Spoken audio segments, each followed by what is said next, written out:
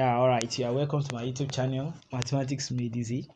So in today's video, we are going to talk about basic integrals. Okay, so and then we are going to solve some problems, and then I'm going to give some examples and exercise in today's video.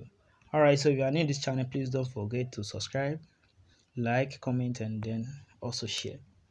Alright guys, so let's dive into the work. So when you're talking about integral is just let me just say reverse of differentiation. Okay, so for instance, let's say we have a function dy dx. Let's say we have dy dx is equal to x raised to the power of 2. Okay, then I ask you to find y. So how do you find y? So for you to find y, it means you have to take the integral of both sides. Alright, that is, we are integrating. We have to integrate both sides with respect to x. So that's the meaning of integral. So it's just like opposite of the differentiation. Alright, now let's do that.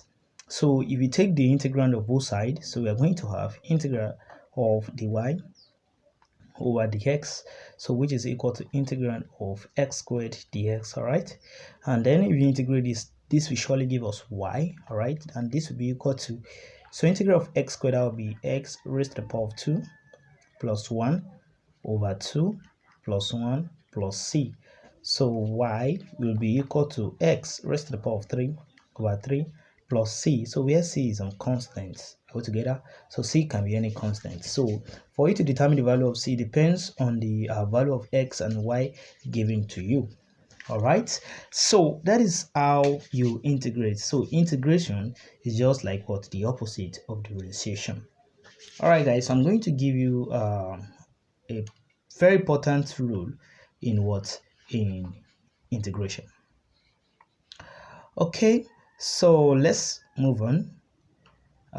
Given this function x raised to the power of n, all right, so let's say f of x is equal to x raised to the power of n, and then you are asked to integrate this with respect to x. Okay, so we are going to have integral of f of x dx, so which is equal to integral of x raised to the power of n dx.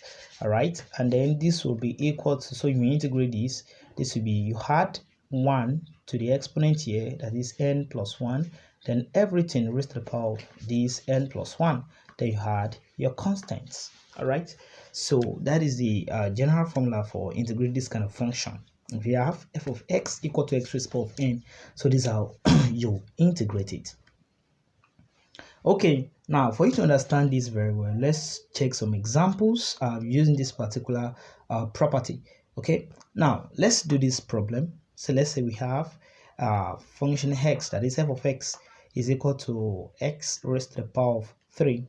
All right, and then we have to integrate f of x, so that we have integral of f of x dx, so this is equal to integral of x raised to the power of 3 dx, and then this will surely give us, using this property, you add 1 to 3, so we have x raised to the power of 3 plus 1, then over this 3 plus 1, then everything plus constant c. Okay, and then this will be equal to x raised to the power of 4 over 4 plus c. All right, so that is what we call integral. That's how you integrate that kind of function. All right, let me give you another example. Let's do this problem. All right, let's use another one. Now this is another problem. So let's say we have f of x equal to x raised to the power of 4 plus x raised to the power of 3 plus x raised to the power of 2 plus x plus 2.